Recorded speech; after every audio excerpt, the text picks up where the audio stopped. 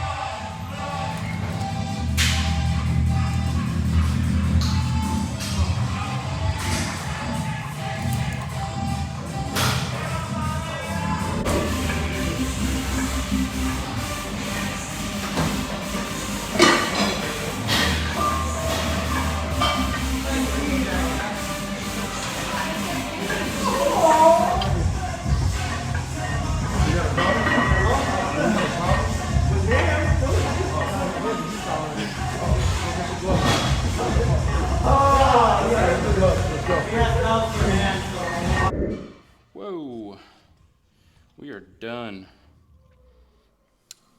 Back day is almost complete. Still got our cardio to do. Exposure just a little too low. On to focus now.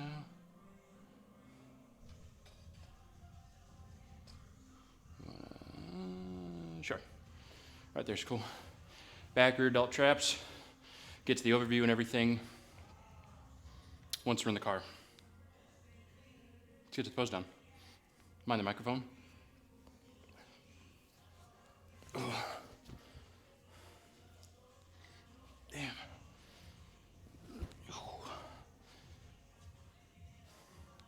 Oh man.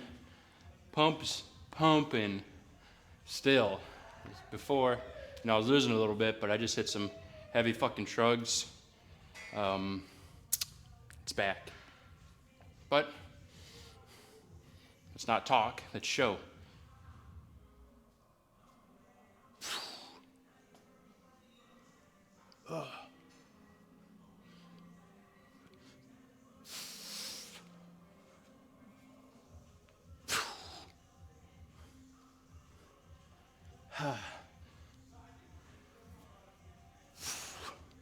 We're starting to line everything up. Like, I'm finally have that chest line at the bottom there. I didn't have that before, where it's actually now something's there. It's not just basically shoulders down to sternum here. So that's pretty fucking cool. I think it is, at least. Let's check this out now.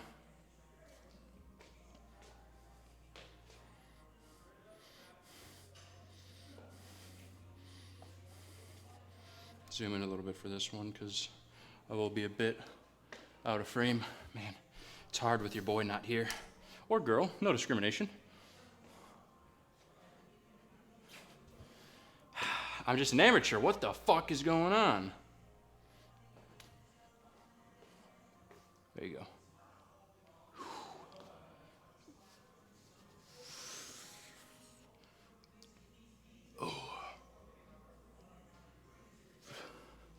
I'm not sure how that looks, but I think it looks pretty fucking cool.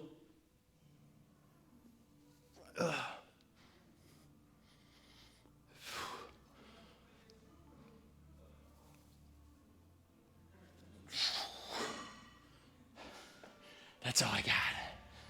I'm tapped.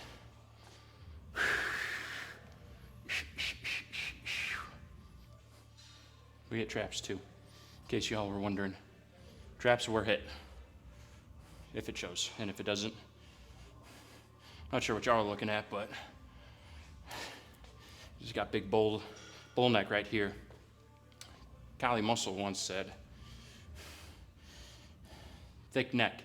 Women love the thick neck. Now, how true that is, I don't know, because I don't get bitches. But the day that that might change, we'll put it to the test and see if it was the neck or not. Anywho, that's all I got. Let's do cardio. Get in the car. Finish this goddamn video. That's it. And that's a wrap. We're done. I was about to plug my phone in, but obviously can't do that. Workout completed. We are done with the cardio too. I don't know if you could tell from the pigment of my shirt, because it's all the same sweaty color now, but we're done with that. Half hour on the bike, conversation pace. You all already know about that, and if you don't, conversation pace, no matter what form of cardio that you're doing, at a pace to where you can hold a conversation, you're not completely out of breath, huffing, puffing, you can still breathe, but you're moderately pushing yourself. Supposedly, that targets nothing but your fat cells, because, if you're going super hard, then reserve muscles and everything start to kick in. You're starting to use protein synthesis and stuff. But if you're going at a pace to where you're not pushing your body to semi-limit, you're at your conversation pace, then I guess it targets straight fat cells and just burns those away before it starts to take away from your protein. How true that is, we're still putting that into effect. Mike Mentzer praised it. Sam Sulek is praising it right now. He's doing his cardio. And Sam Sulek looks pretty fucking good. So, who's to say it ain't the correct thing to do? That's what I'm doing, and we're going to see how well it goes for me. Once you get deeper into a stage-ready cut, then some more intense cardio can be utilized. But for now, I'd say it's getting the job done. You know, you gotta be open to new ideas. You can't just be stubborn and do your own thing. You have to, especially if you want to make it far, you have to be willing to try things you haven't done before, just to see where it can go, where it can take you. A lot of the stuff that that I've found from working out, found for working out and stuff, is I didn't find a lot of information on my own. I looked a lot of things up. Your standard bench press, pull downs, bicep curls, squat, that's pretty well known when you're a beginner lifter. But once you dive a little bit deeper into it, I got a lot of my information from obviously bodybuilders, because that's what I want to do. A lot of time, a lot of hours I spent watching videos, looking at them working out, seeing their form, and then trying it out, and maybe putting my own twist on it to where I feel that it feels a bit better and stuff. The information that I give to all of you is information that I'm not coming up with on my own. I found this from guys, Arnold, Mentzer, Platz, Sam Sulek, Jay Cutler, Ronnie Coleman, Kevin Levrone, Marcus Rule, all these guys. I've just, Rich Piana. Can't believe I almost forgot that one. Rich Piana too. A lot of these ideals and different types of working out and different things to do, I found from them. These are all greats. These are all big names in bodybuilding. Everybody, if you know bodybuilding, or even semi-know bodybuilding, you know who these people are. They're big names, and for good reason. They left a lasting mark on the entirety of bodybuilding. Their name is forever linked to this sport. So I got a lot of information out of all of them, and that's all it is. You just got to do your research, and you got to figure these things out. You can't just be stubborn and think, oh, well, I can do this all on my own. It's not how it works. You gotta... Holy shit, it is so foggy. Sorry, I'm ranting here for a little bit. I want to make it very clear that this information is not all mine. I've gotten this information from different bodybuilders, different influencers and stuff. Not necessarily influencers, but do your research, people. If you want to be better, you got to practice this shit. It's not only in the gym, it's outside of the gym too. You're in research. Let's just say football. You're watching film, all right? You look up to professional athletes, professional NFL players. You're seeing what drills they do. You're seeing different types of moves that they're making and stuff, all right? And then you try to implement that into your style as well. It's the same thing for bodybuilding, same thing for basketball, baseball, sports. It does not matter what sport it is. You look at the greats, you see what they did, and you go off of that. You try to, either improve it, or usually with the greats, there's not much improving needed. You kind of just try to do what they do, basically. Same thing for bodybuilding. Anyways, ran here for a minute now. Get to the recap. We hit pull downs, 4 sets, 5 sets. 5 sets of pull downs, then is it 2 or 3 sets? I think it was 3 sets. 3 sets of dumbbell rows, single arm, and then I believe 4 sets of